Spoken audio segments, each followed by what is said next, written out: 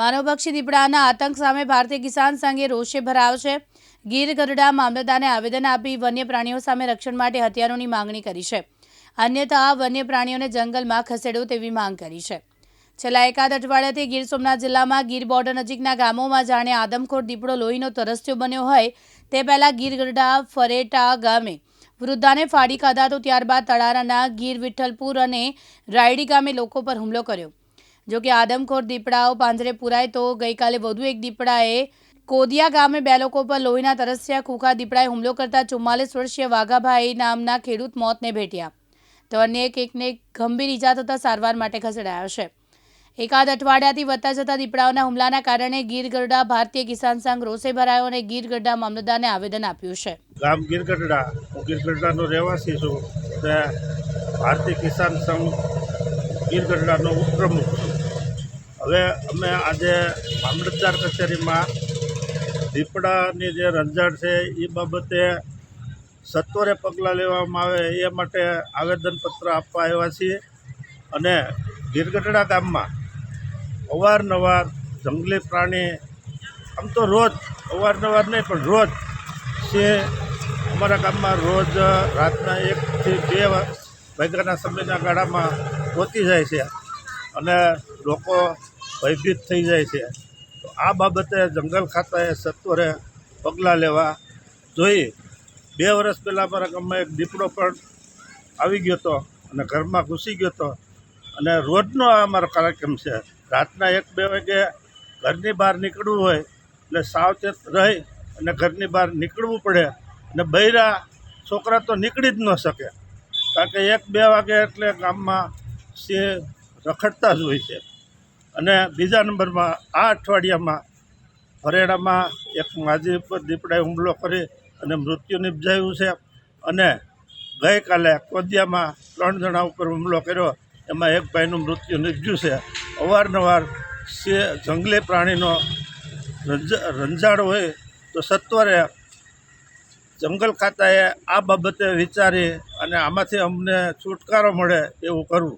આજ રોજ 20/1/2025ના રોજ મામલતદાર ગીર ગઢડા કચેરી ખાતે અમે કિસાનોએ ખેતમજૂરો મળીને એક આવેદનપત્રનું આપવાનું આયોજન કરેલ છે। વિષય એવો છે કે ગીર ગઢડા તાલુકાના બનતા અવારનવાર માનવભક્ષી દીપડા દ્વારા માનવ મૃત્યુ નિપજાવવામાં આવે છે। તેવા બનાવ કોદિયા ગામે પહેલાં નાની બાળા 4-5 વર્ષની દીકરીને માનવભક્ષી દીપડાએ ફાડી ખાધેલ હતી।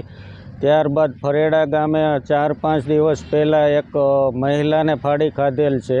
ત્યારબાદ ગઈકાલે કોદિયા ગામે 2 લોકો ઉપર ઘરે જઈને હુમલો કરીને દીપડાએ એક વ્યક્તિનું મોત નિપજાવેલ છે, એક ગંભીર રીતે ઘાયલ થયેલ છે। તો આવા અવારનવાર માનવભક્ષી દીપડા દ્વારા ખેડૂતો ખેતમજૂરો ઉપર હુમલા થાય છે। ખેડૂતો ખેતમજૂરોની કોઈ સલામતી નથી। તો આવું આઝાદ ભારતમાં આવું ચાલી શકે નહીં। લોકોની સલામતી માટે ફોરેસ્ટ વિભાગ સરકારે ગંભીરતાપૂર્વક વિચારવું જોઈએ। સરકાર કહે છે કે ખેડૂતોને અમે પ્રાધાન્ય આપીએ છીએ, સંવેદનશીલ સરકાર છે, તો પછી અમારું સલામતીનું શું? કાં તો ખેડૂતોને સલામતી માટે ફોરેસ્ટ વિભાગે આ જે વન્ય પ્રાણીઓ છે એને જંગલની અંદર વસાવવા જોઈએ। એને સરકાર કરોડોની ગ્રાન્ટ એના ખોરાક માટે આપે છે, પણ આ તો વન્ય પ્રાણી તો રેસિડેન્ટ એરિયામાં આટા મારે છે। આવું ચાલી શકે નહીં। સરકારને અમારી માંગ છે કાં તો અમારા રક્ષણ માટે અમે રાત દિવસ ખેડૂતો ખેતરમાં હોઈએ તો અમારી સલામતી માટે અમારે રક્ષણ માટે કાં અમને હથિયારોના લાયસન્સ આપવામાં આવે કાં તો આ જે વન્ય પ્રાણી છે અને એના વિસ્તાર હજારો એકરમાં જંગલ ફેલાયેલું છે તો આ એમાં શું કામ વસાવવામાં નથી આવતા અને રહેણાંક વિસ્તારમાં ફરે છે, છોડી મૂકવામાં આવે છે। તો અમુક વન્ય વિભાગના અધિકારી કર્મચારીઓ વિરુદ્ધ પણ ગ્રામ્ય લોકોની ફરિયાદ છે, મનસ્વી વર્તન કરે છે, આવા મૃત્યુ બની રહ્યા છે। એના માટે જવાબદારી નક્કી થવી જોઈએ। આના માટે જવાબદાર કોણ? લોકોની કિંમત 4-5 લાખ રૂપિયા દઈ અને છૂટી જવાની વાત છે, તો લોકોના મૃત્યુની કિંમત પૈસાથી આંકવામાં આવી રહી છે, તો એવું ચાલી ન શકે આવા દેશમાં, આઝાદ દેશમાં.